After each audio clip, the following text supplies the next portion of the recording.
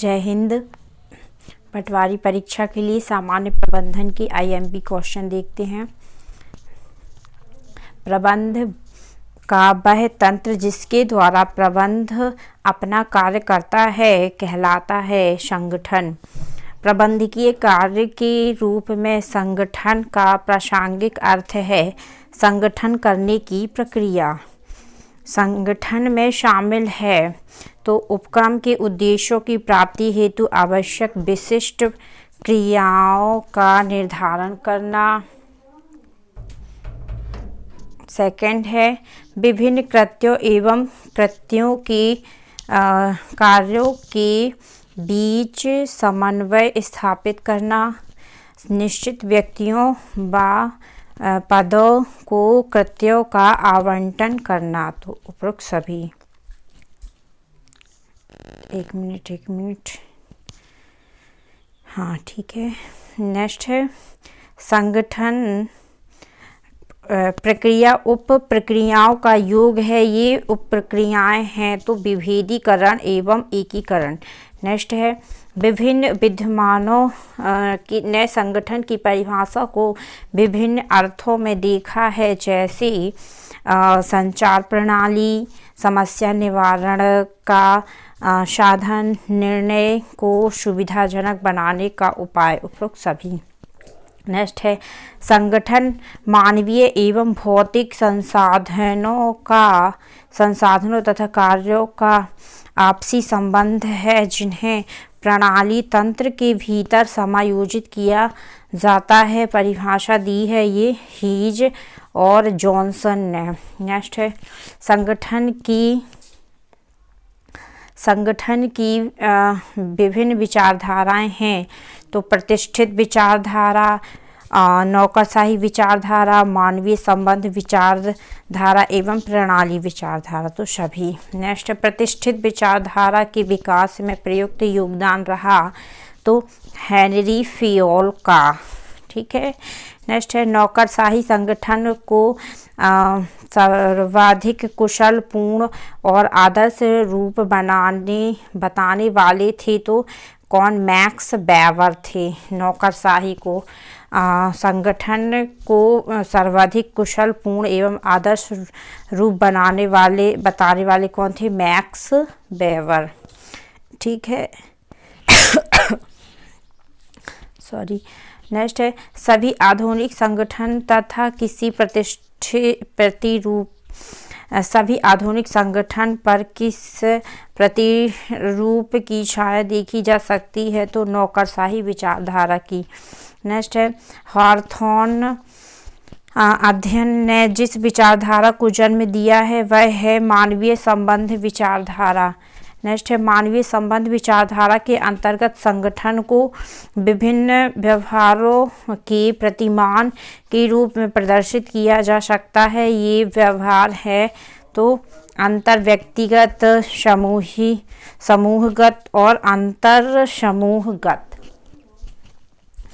Next है संगठन को खुली प्रणाली के रूप में मानने वाली विचारधारा है तो प्रणाली विचारधारा।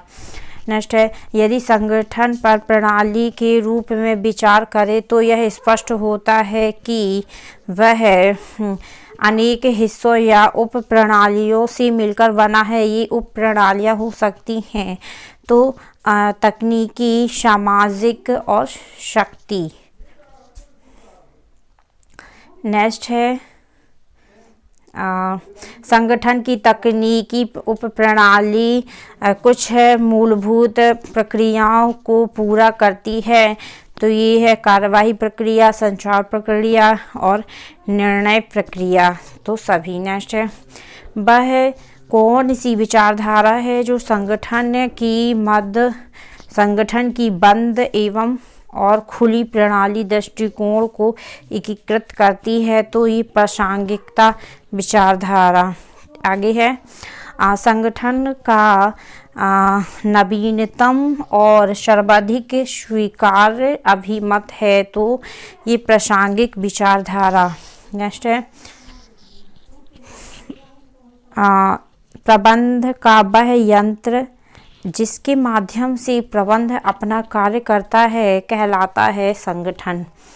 नेक्स्ट है, संगठन की संरचना करते समय व्यक्तियों, मानवीय अभिप्रेरणाओं और अनौपचारिक कार्य समूह पर अधिक ध्यान दिया जाना चाहिए, यह मान्यता है। तो मानवीय विचारधारा की आगे है, हमारे कारखाने, व्यापार, परिवहन सुविधाएं और धन ले लो, संगठन के अतिरिक्त हमारे आसपास कुछ ना छोड़ो और 4 वर्षों में ही स्वयं को पुनः स्थापित कर लेंगे।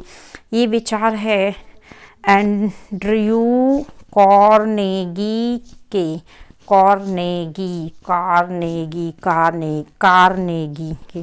ठीक है, आगे देखते हैं, संगठन प्रबंधकीय कुशलता एवं कार्य क्षमता में वृद्धि करता है, जिससे के परिणाम स्वरूप कौन सी समस्याएं उत्पन्न नहीं होती हैं। तो अगर हम संगठन क्या है, क्वेश्चन में कह रहा है कि संगठन प्रबंधकीय कुशलता एवं कार्य क्षमता में वृद्धि करता है, जिसके परिणाम स्वरूप कौन सी समस्याएं उत्पन्न नहीं होती। तो कौन सी नहीं होती, हमें कार्य का दोहरावीकरण और निर्णय में देरी और निष्पादन के संबंध में संशय की स्थिति, ये सभी है इसका आंसर। ठीक है, आगे देखते हैं, उपक्रम की विभिन्न गतिविधियों को अनुपातिक एवं संतुलित महत्व प्रदान करता है। तो संगठन।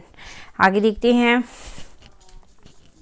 संगठन प्रबंधकों को अवसर प्रदान करता है विकास एवं प्रशिक्षण का। नेक्स्ट है, अस्वस्थ संगठन जन्म देता है बेईमानी को, काम चोरी को, धन के दुरुपयोग की संभावना को। नेक्स्ट है, स्वस्थ संगठन रोकता है। तो स्वस्थ जो अच्छा संगठन है वो रोकेगा बेईमानी को, भ्रष्टाचार को, चोरी एवं धन के दुरुपयोग को और सभी को।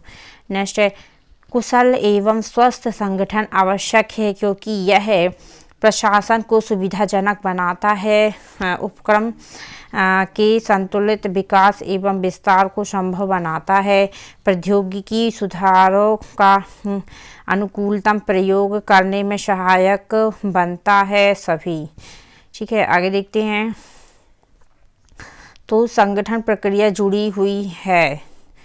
तो किससे जुड़ी हुई है, कार्यों से, संबंधों से, भूमिकाओं के क्रमबद्ध निर्धारण करने एवं उनकी व्यवस्था करने से, उपरोक्त सभी से। नेक्स्ट है, संगठन प्रक्रिया में अंतर्निहित कदमों में शामिल नहीं है। तो क्या नहीं है, समन्वय और अभिप्रेरणा। बाकी शामिल है क्रियाओं की पहचान एवं उनका विभाजन, क्रियाओं का समूहीकरण एवं कार्यों का आवंटन तथा भारार्पण और समन्वय और एकीकरण।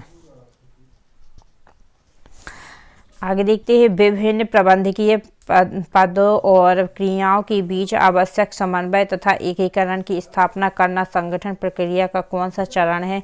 तो ये चतुर्थ चरण है। नेक्स्ट है, संगठन प्रक्रिया की मूल अवधारणा को समझाने में सहायक होती है। तो प्रतिष्ठित विचारधारा। नेक्स्ट है, संगठन प्रक्रिया के प्रमुख स्तंभ हैं।